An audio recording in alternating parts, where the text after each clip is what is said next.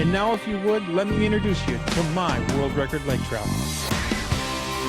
Hey folks, do me a favor, practice CPR, catch, photo, and release. The future of fishing is truly in your hands.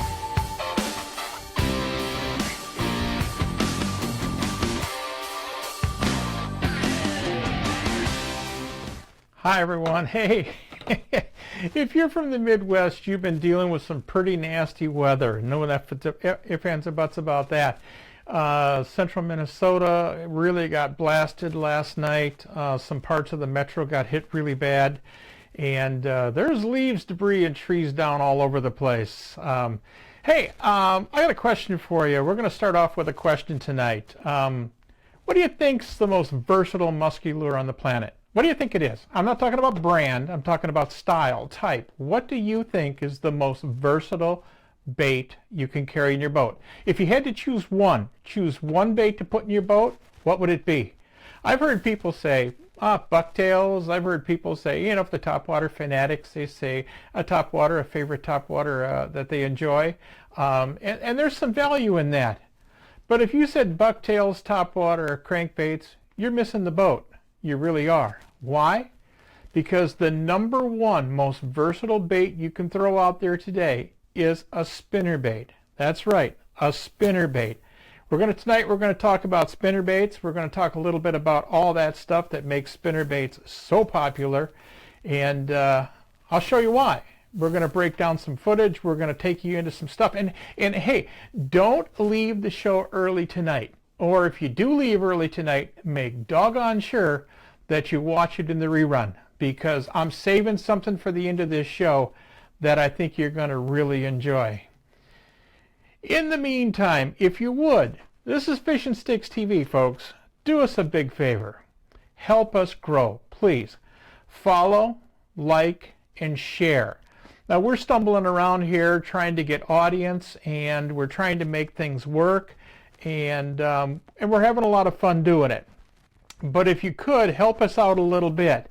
And while I'm on the subject of helping out, I want to take a couple of seconds and introduce you folks to a brand new effort out there. Brandon Shefford, who has come out with a new musky site, folks. It's called Musky Network. It's muskynetwork.com.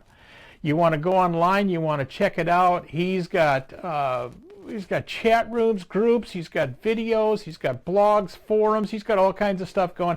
And what he's looking for, like everybody else, looking for material, content, the content that can make things actually better for you. If you take a look at his members, he's got 127 members, and he started this thing only about a week ago. So that is really cool. If you get over to his photo side of it, he has got just an enormous amount of fish. And it almost makes me feel bad because he's got so many big fish on here. It makes me think that we might not be doing everything so perfect. There's a lot of guys out there. There's pages and pages and pages of these fish. And that's what musky fishing is all about. It's sharing these things. And we're going to be posting our videos up on here as well as our other people. Now you can see we have some of the previous shows up, so you can go on here and watch the shows there. If you're not watching them on YouTube, you can also watch them there. So if you would, really, just go check it out. It's called Musky Network. It's Brandon Shepard's new effort, and I think you'll find it really exciting. At least I did. When Brandon got a hold of me and he said what he was doing, I thought, oh wow, this is so cool. I really, really do. I appreciate it. Hey, we've heard about prey-predator relationships. If you're in the world of fishing, doesn't matter what kind of fishing you're doing, prey-predator relationships are a huge part. You need to understand them. You need to understand them in a big way. So with that being said, I want to show you something that kind of relates to prey-predator relationships. It's kind of fun, and I'm going to show you a clip, and then I'm going to come back and show you another clip. This is kind of cool. This is the raw understanding of prey-predator relationships. Nice. You want to see it again in slow motion? Watch this. Oh my goodness. There's some people out there with a real warped sense of humor. I'm telling you. Oh, wow. That's like the poodle that got off the dock, didn't make it back. I don't want to go into that story at all, but the truth of the matter is prey-predator relationships are a cool thing. When we talk about muskies, we talk about a fish that eats a large portion of its body size in a normal setting. There's a lot of people out there that say, when do you downsize, when do you upsize, how do you do things? Well, it's relative, and you have to choose those incidences yourself. There's no way anybody can do it for you. But I want to show you a piece that Cody John Walters put together, and I find it very interesting. It is quite frankly phenomenal. He does not want to let go.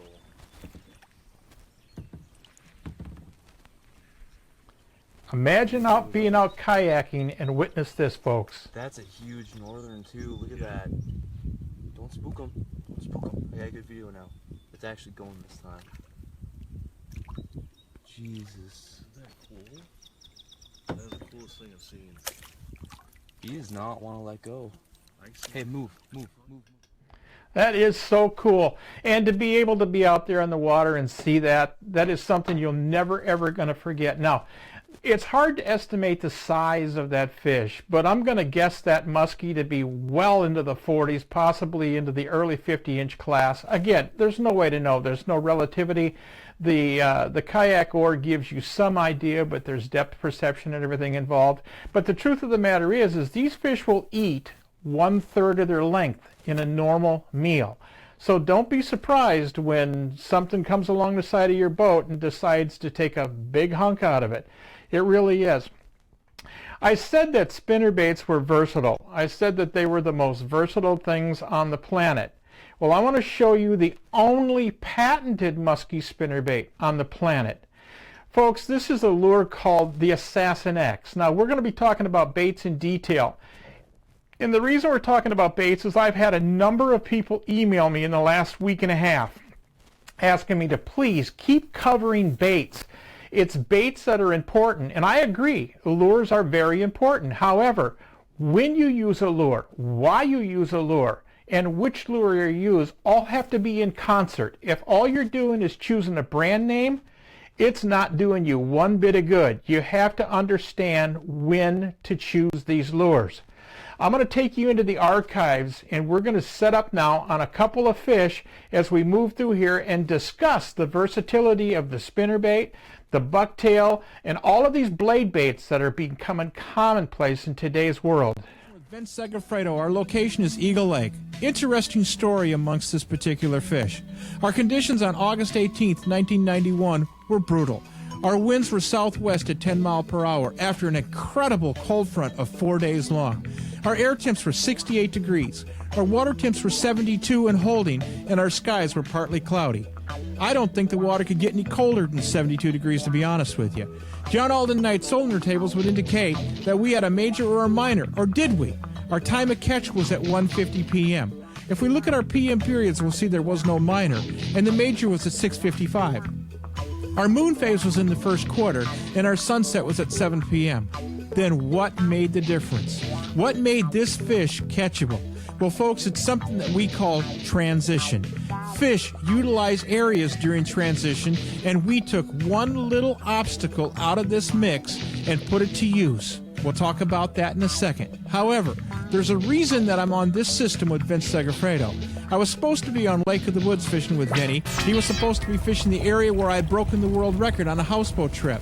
Unfortunately, the houseboat was damaged, and there was no muskie fishing for us on Lake of the Woods. We opted to go to Eagle Lake, and I'm here to tell you that Vinny wasn't happy with that at all.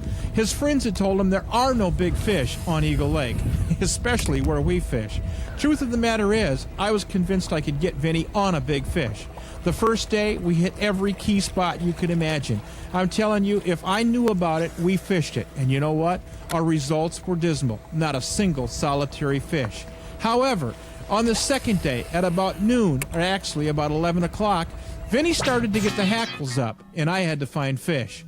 If we identify the graphic, we'll notice a prominent point up in the center. This is a key classic spot that I would normally look for muskies on. Just below that would be the smaller point that would have been off Vinny's left shoulder.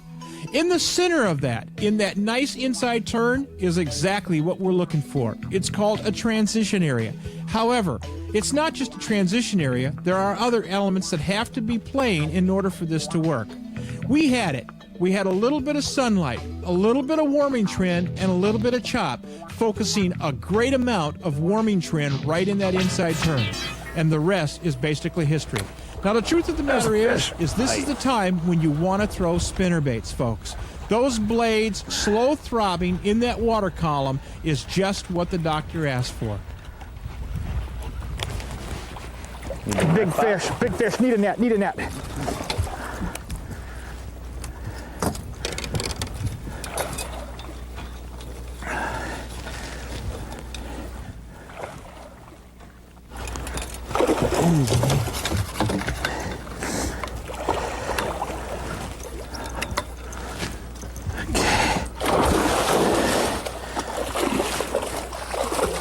So as you can see, paying attention to a simple little detail, as simple as a 1 or 2 degree warming trend along a shoreline, can be all it takes to put one of these monsters in the boat. However, Vinny and I didn't put just one of these in the boat. We didn't put 2 in the boat. The fact is, under these conditions, Vinny and I put 3 muskies well over 50 inches in a single opportunity. You note the muskie we've got in the graphic? This muskie is literally hovering right along the shoreline itself. You can see the light chop on the surface. That light chop is actually being influenced by the solar radiation of the sun. Although the lake itself is very cool, this little bitty inside code that we've got seemed to entrap that warmer water along that fast vertical breaking shoreline. Keeping in mind, it's very dark water and the depth never gets below 6 feet deep in this particular area. So that fish simply cuddled up to that shoreline, came up in the water column to take advantage of the warming. Whoa! I'm telling you, this is a dynamite fish. I gotta get her back in the water though, okay? I wanna get her off over this side if I can. This is an absolutely huge fish. Oh, sweetheart. Come on, babe. So why do I say that the spinnerbait is the most versatile bait? Now, most of you don't know I've got a bass background, an extensive bass background, tournament fishing. And you'll hear tournament pros all over the country that fish largemouth bass. They'll say the same thing. The spinnerbait is the most versatile bait you can throw. Why? Because you can do everything from bulge it on the top to slow roll it on the bottom. You can flutter it down. You can fish cabbage, you can fish rock, you can fish even the edges of milfoil successfully with a spinnerbait. I want to be talking as we go a little bit longer here tonight. I'm going to talk about a very particular spinnerbait that really meets all that criteria. The Assassin does well in a bunch of different places, and it's unique with the blades that literally make contact with one another. You have a low frequency on the top of the bait, you have a higher frequency on the main shaft, and you actually have a metallic sound that comes off of those baits colliding. No other spinnerbait on the planet does that. But however, you may not want that. You may want something more stealthy. You may want something that focuses its ability to come through the weed beds and around the edges and stuff. And that's why a spinnerbait is versatile. You can add weight to the front of a spinnerbait to make it heavier while you're in the boat with a little bit of lead. You can add it back by the hook section so it can't even be seen. You can do tons and tons of things with a spinnerbait. In previous shows, you've seen me take spinnerbaits and color them with Sharpie pins in the boat. I can change the appearance of that bait. I can then roll it down in the water column deeper than what the fish I would normally challenge and still be able to catch those fish. That's why the spinnerbait is the most versatile bait there is. No ifs, ands, or buts about it. There, on your left, you can almost see it. One of the most magnificent sights on the planet. Lake Athabasca nestled just below the 60th parallel. Lake Athabasca hasn't changed in nearly 1,000 years with its pristine shorelines, pure crystal clear water you can actually drink, and countless fish. Boy, has she got fish. That is for everyone willing to travel to Otherside River Lodge. From the magnificent world-class northern pike that prowl these waters to the oldest and biggest lakers on the globe, Athabasca has it all. Otherside River Lodge caters to the true sportsman seeking an all-American plan guided package with 3 incredible meals a day and memories you won't find anywhere else. Records have been broken by guests at Otherside River Lodge in the past. You could be next. Book your dream trip of a lifetime to Otherside River Lodge, where fishing dreams do come true. Call Cliff or Stella toll-free at 1-877-922-0957. Hi everyone, Bob Mehsikomer here for Grant Rods. You know, musky fishing's a tough deal, and the job's not done till she's in the bag. Well, how do you do that? It's pretty simple. You need big dog rods from Grant Rods. For your next rod, call them at 847-577-0848. Building custom rods since 1983.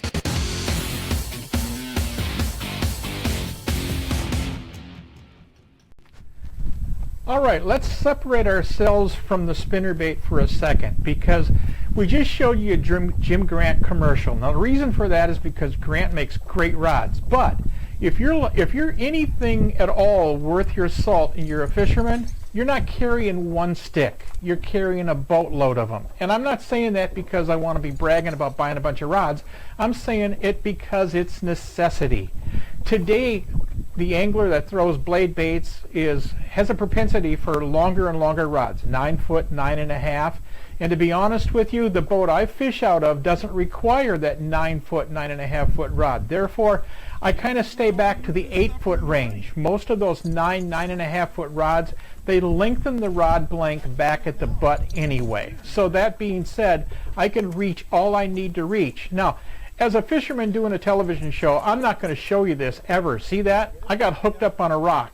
Now, most fishermen out there, what would they do? Blow the thing back to the boat. Ah, it's a wasted cast.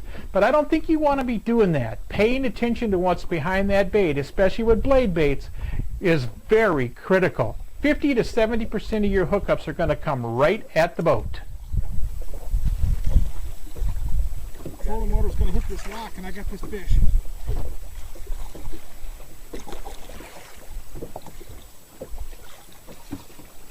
There she is, lip hook.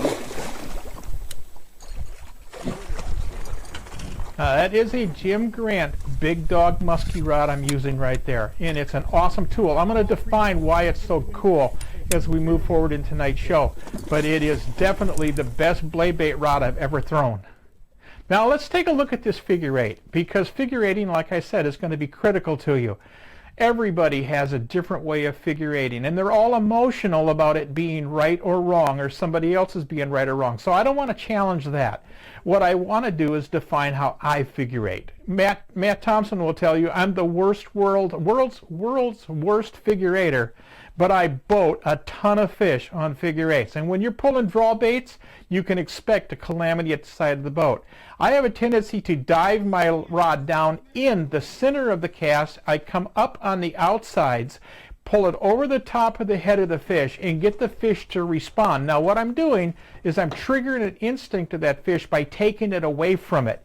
If you're down there deep, swinging that thing around and around and around, you may be successful, but I don't think you're nearly as successful as trying to trigger the instinctive nature of the fish. And I do that by pulling it high on the outside, deep in the center, and speed it up as I go around and trip that fish. Now you'll notice that rod is taking a heck of a beating. Big fish have a tendency to own the world when they're at the side of the boat. You'll hear me clicking the reel. It's a free spool, we call it, and we use the free spool during the challenge of a big fish at boatside. And if you got a guy in the boat with you that you want to remain friends with, don't yell at him with the net in his hand. Take your time. Kurt Fenton has fished with me many, many times, and he's an excellent net fisherman. So that being said, keep your rich friendship. Don't yell. Take your time. Be patient. Work the fish to the boat, and you'll put them in the bag. Here it is in real time.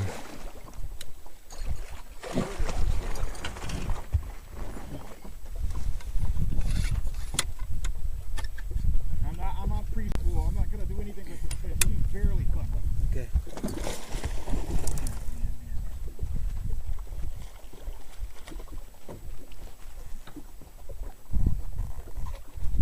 This is only one of many, many, many big fish Kurt Fenton and I have caught together.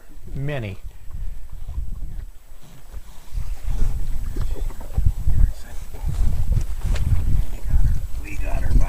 myself by deep water.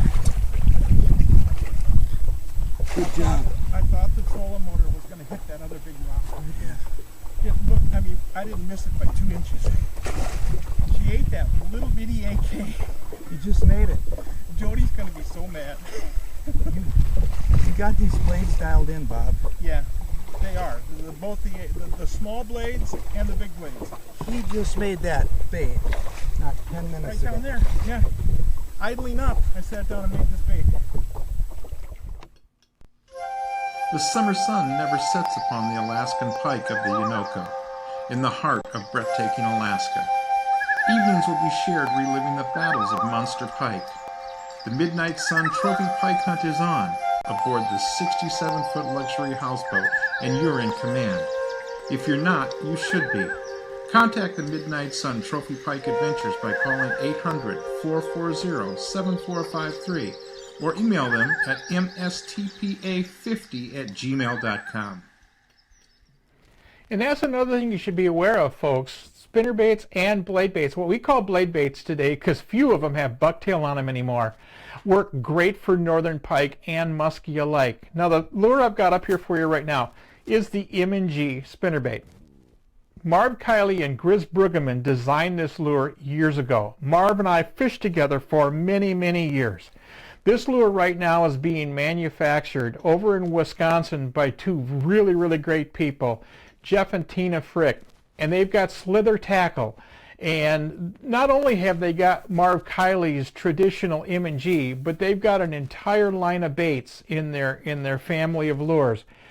Take a few minutes, and if you would, go over and take a look at their site, take a look at what they've got to offer, and I guarantee you there's not any two more quality people than you'll ever meet, Jeff and Tina Frick from Slither Tackle. But that being said, let's move back now. I want to take you back, and I want to talk a little bit about Marv Kiley. I want to talk about the bait itself. There's one thing that you need to know when you talk about spinnerbaits. It is, every lure has some sort of quality about it that makes it unique, whether it's the Assassin or it's the M&G. In the case with the M&G, folks, I'm going to tell you something. This is what makes the lure so fabulous. You see that thin wire construction? That's what makes this lure so productive. Now, these lures are teamed with single hooks. So like I said earlier, you want to pull through vegetation. That M&G is the perfect lure to do it. You can flutter, you can flirt with the edges of it, you can actually take it through some of the pockets, get your rod tip low, and even blow it back through that cabbage with those single hooks and be very, very productive. But that thin wire, folks, what happens with that thin wire is it vibrates. That thin shaft doesn't subdue the blades, it enhances the blades. So if you're pulling back an M&G, you can feel that thing, even with those small blades that are on it, you can feel that thing all the way through the rod. And that's because it works. It's as simple as that. That thin vibration, that thin wire makes that vibration so perfect. Now we talked about the cabbage. We talked about versatility. Slow roll it, pump it, drop it, flutter it, pull it up, bulge it, do whatever you want with it. Well, Marv Kiley, the gentleman who created the M&G, he's a master at his own baits. No ifs, ands, or buts about it. A double line of cabbage. There's one inside next to the weed point. There's one in front of us here, I guess about 15 feet. Then there's a little bit of an opening, and there's another cabbage line that runs right on the edge of the break. It's about 15 feet in front of us. So you got a void zone in there. Right. There's scattered periodic coontail cabbage combinations, and they're not much to get excited about. But right out here in front of us, about 15 feet out, that's what we're looking for. That's our living room. And then out beyond it is what? A coontail and the cabbage point going way out past that the land point. Right. There's one rock out there.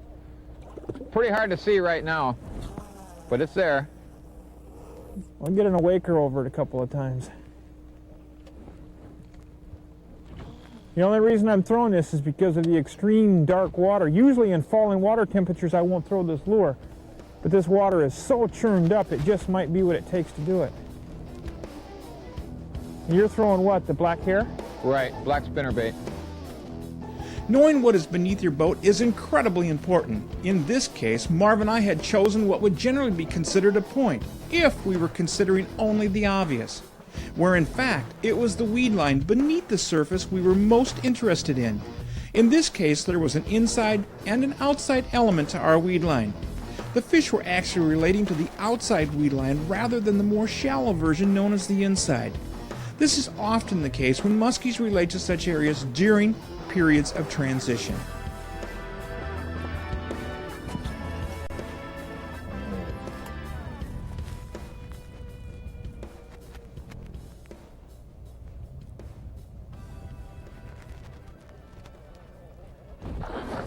Oh, some catfish. Stay with it. Watch the electric. Yeah? Oh, we're all right.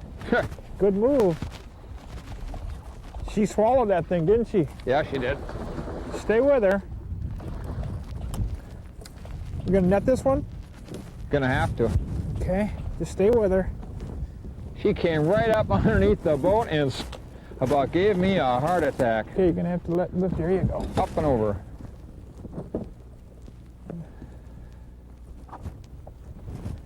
I mean, I never had a chance. I never seen her coming. She come right up from underneath the boat. She did, huh? Yeah. Just come ripping. How big are we looking at? I don't know. 50? Oh yeah, nice fish. 51?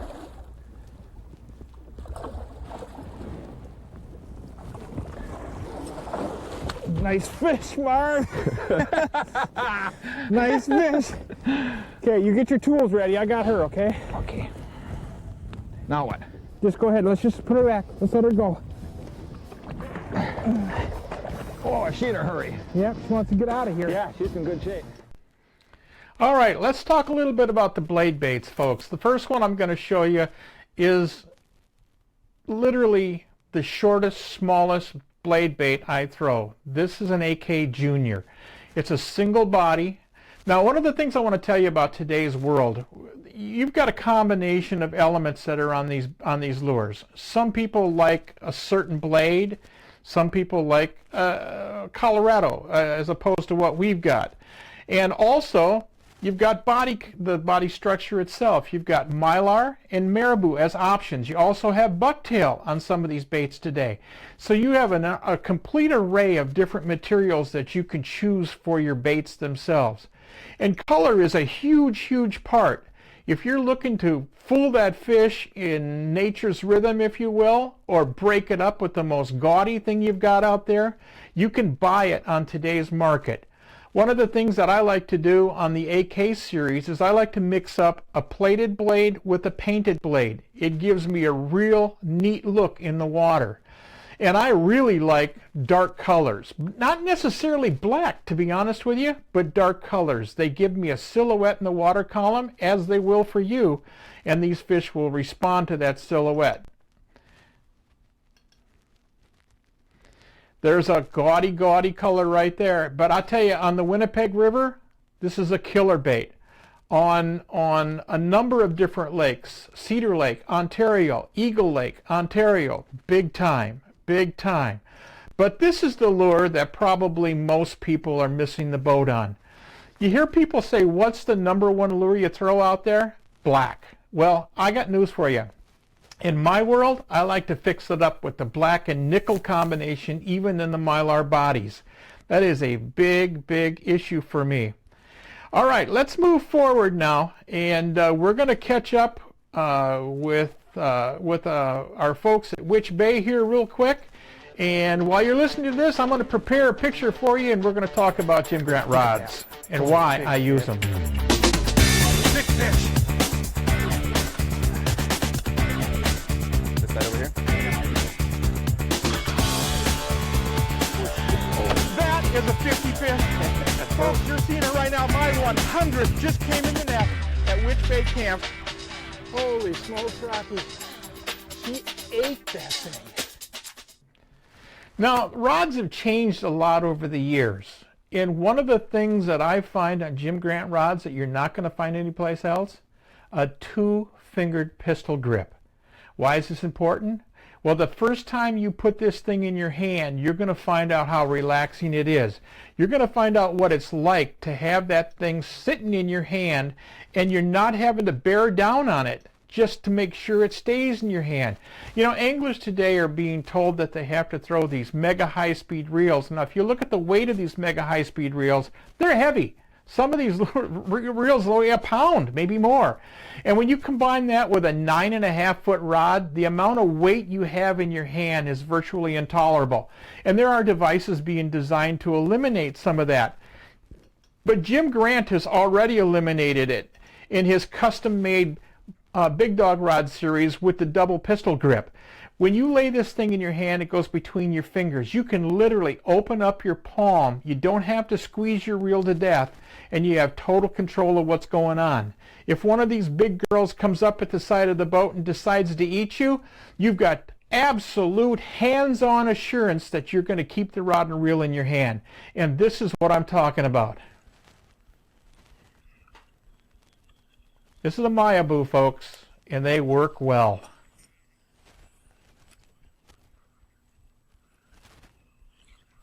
Oh, yes. Changing the direction coming up at the side of the boat is one of those tripping triggers you need to be aware of. You may not have to figure eight on every cast, but changing a 90-degree turn at the side of the boat is critically important. Want me to come back there? I'm going to bring her up here if I can. I don't think she's hooked that well. I got her on free spool. I can come back there if you need me to. It's a big fish. Yeah, it's a nice fish. Oh, that's a big, big, big, big fish. In the bag! All right. Oh man, she come off of there. She comes straight up and just nipped it right at the end. That is a monster. She's already off the hook. That's a Witch Bay monster. Already off the hook. That is a monster. She came up, I kid you not, pulling up that Mayaboo, the gold on with the orange and black. Yeah. Pulling it up, and all of a sudden I watched her come up and her mouth just come from the depths, and all she did was tap the back of the bait. Yes! Okay, here, what we're going to do the same thing we did before. All right. Oh, that's a giant fish. That is a very big fish. She's an easy 53, no doubt there. Oh man, and I tell you, okay, we're going to do the same thing now. We got a lot of drift here, we're good. All right. On that Grant rod. The bag. On that new Grant rod. Let me know when you got it. I got it. Okay. This is a big fish. You're going to have to help me with the handle. All right.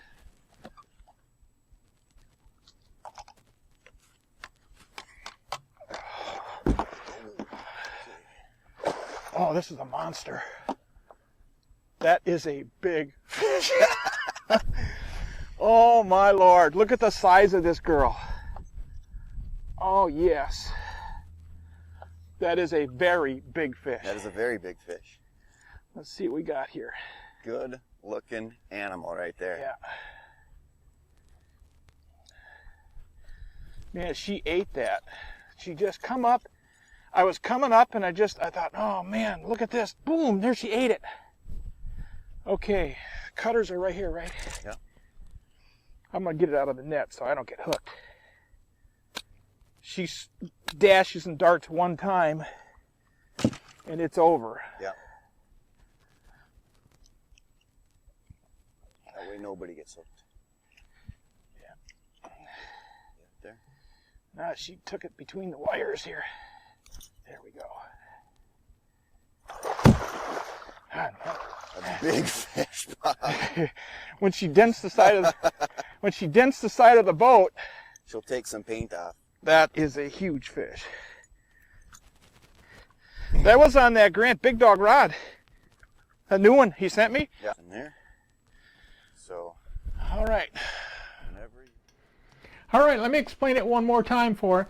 If you want a 6 foot, 7 foot, 7.5, 8 foot, 9, 9.5 foot rod, Jim Grant's your man. You want the twin pistol grip like I'm using right here, Jim Grant's your man. Don't be afraid to look him up, folks, Grant Rods. I'm telling you, it'll make a huge difference in your game.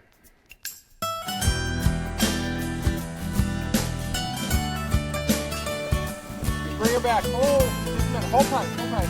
Hi everyone, Bob Mehsikomer here. You know, I've got a place, a very, very special place in my heart. It's Osborne Bay. Food's been excellent. Randy did a great job guiding service. Randy started taking us out when I was 10, and we've been catching big muskies ever since. The accommodations here are fantastic. Check out Century Lodge on Osborne Bay. Come on, bring her back.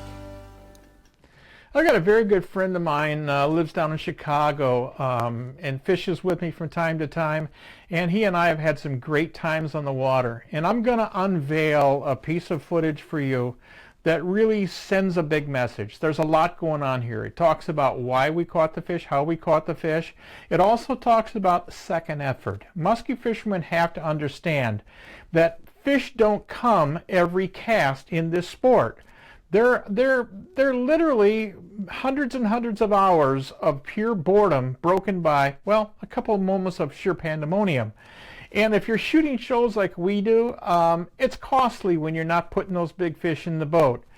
This video actually tells the whole story, but I'm going to let it take over and do the rest of it for you because, hey, I'll tell you something else too. Jim Gracka and myself were organizing a group of anglers going up into Canada in August of next year. So email me at Bob.m at FishnStixTV if you want to be part of that. It's going to be a good time. Right now, let's watch Jimmy. Number 6 with Jim Gracka out of Century Lodge on Eagle Lake in Ontario. Our date was Friday, July 28th, 1995. Our time of catch, 6:25 p.m. Sunrise was at 4:58 a.m. and our sunset was at 7:28 p.m. Our PM minor was 5:25 and our PM major was 11:40. And our lunar cycle put us in the new moon period on July 27th.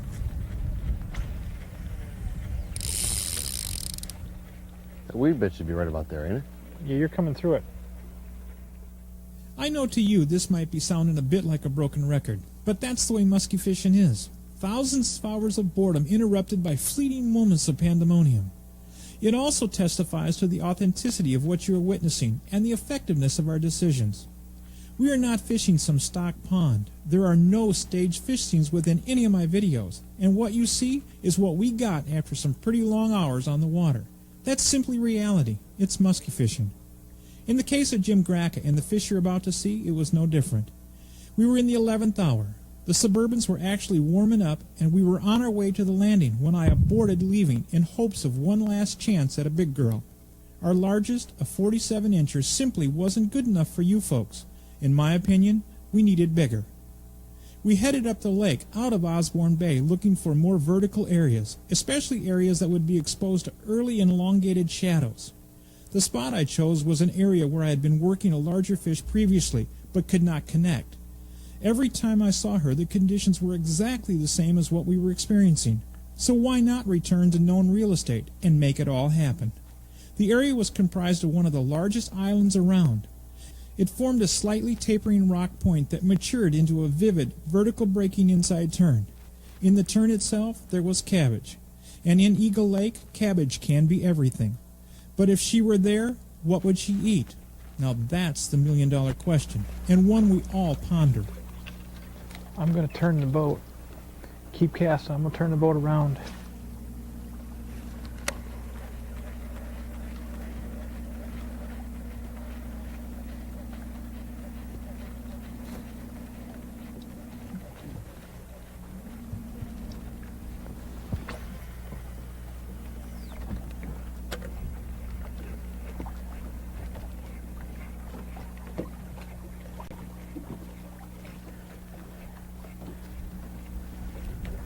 As you can see, we had a slight rock formation running off the point.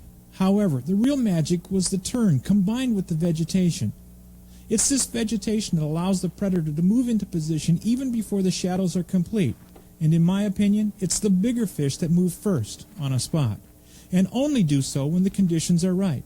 Excuse me for saying this, but none of these big girls got big by being stupid.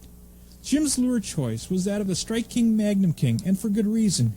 He could work the water column completely and do so with a profile that the muskies favor. that being the profile of a smallmouth bass. The Magnum King is a perfect representation of this offering and would complement any musky angler's arsenal. Jim, unlike myself, was not convinced that the fish we were looking for would readily come to the top. Therefore, thoroughly working the water column might prove to be best based on the physical environment we were dealing with and our past week's results. So in fact, he could bat cleanup with the Magnum King in more cases than one. Oh, you got her, just stay with her, you got her. Good job, big guy. Let me get this out of the way. I don't think she's hooked good. That's okay, just use your free spool if you have to.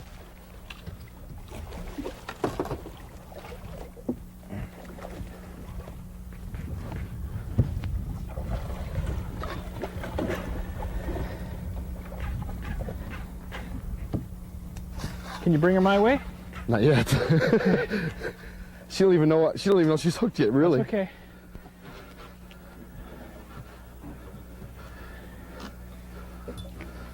If she come around this way, just keep her coming. She's coming.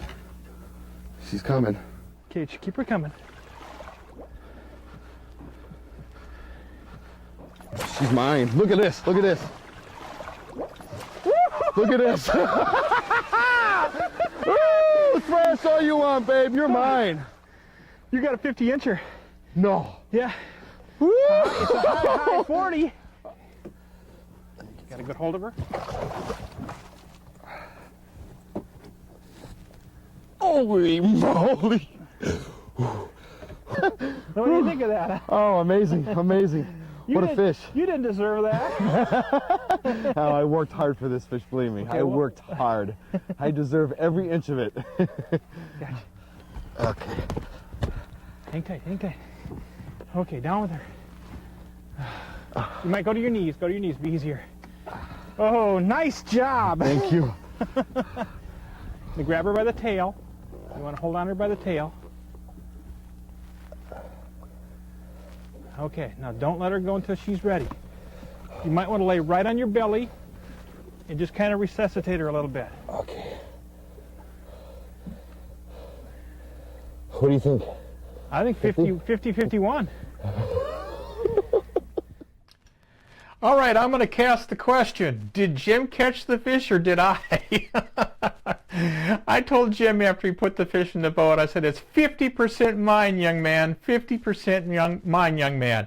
And to this day, I think he debates that. Hey, I told you if you stayed on long enough to see the end of the show, that I had a little treat for you. I've had the opportunity to travel all over the Musky region, from out east to Minnesota, Wisconsin, throughout Canada, and I've had an opportunity to get some really, really big fish.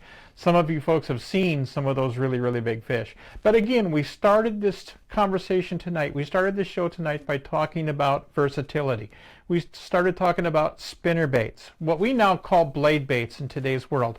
But the truth of the matter is, I was throwing these spinner baits years and years and years ago.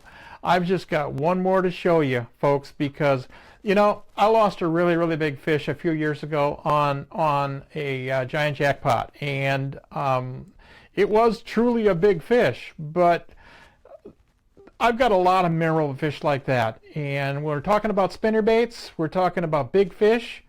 I'm not going to go away without showing you this one.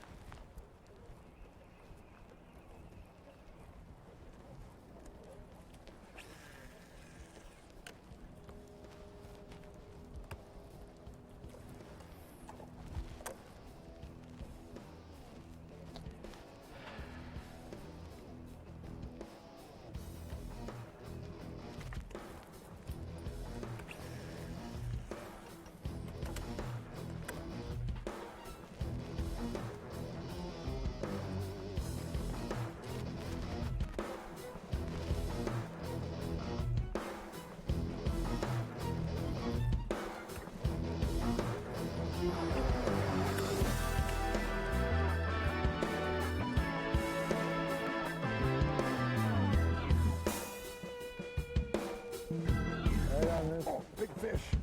Big fish. I only got one hook in it.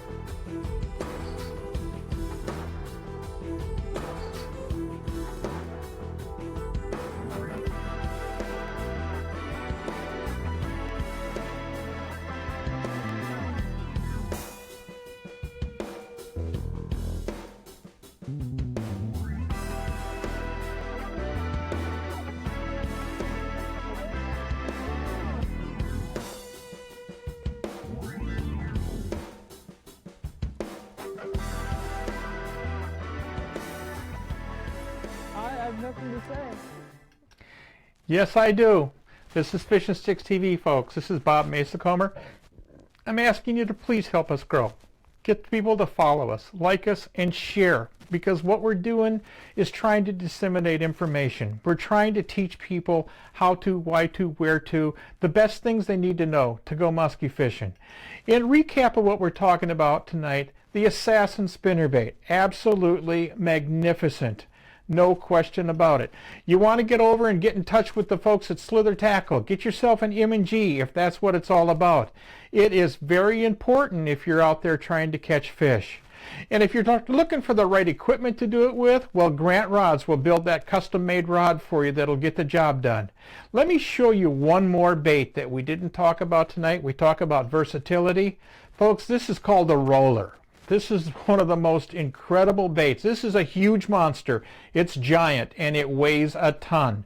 You know, people that are slow rolling or pulling soft rubber back and they're getting fish to eat, these rubber products out there, they lose a lot of those fish because they bite down on the rubber itself and they don't get a good hook.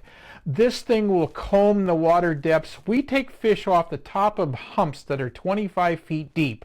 This is around 80, 90, 100 foot of water around some of these humps. And we'll throw these out. They helicopter down so nicely, and then we'll slow roll these big thumping double blades back. And it's amazing what comes up behind it. It really is. No doubt about it. You really want to take a look at it. And again, like I said, guys, get a hold of the folks over there at Slither Tackle. Say hi to them. Let them know you're on the planet. Let them know that you like what's going on. And don't forget Brandon's new musky site, folks. You want to take a look at it too, because he is out there doing what we're doing. He's trying to share more about the world of fishing, and that's a key thing. This is Bob Mehsikomer saying thanks for watching tonight. Hey, thanks for letting us come into your living room. Thanks for letting us to BS with you for a while. Contact me at Bob.m at FishnStixTV.com. If you want to get involved in that August musky hunt that we're going on, I guarantee you there's going to be a lot of people there. There's going to be a lot of big fish caught. We're going to share a lot of information. I think it'd be a really good time. With that being said, I am going to say one more thing. It's how I close the show every week, folks. Go kick a little tail. God bless everybody, and thanks again. Bob Mehsikomer here, signing out for Simply Fishing, or Fishing Sticks. You know, when you've done Simply Fishing for 35 years, that's an easy slip. We'll see you next week.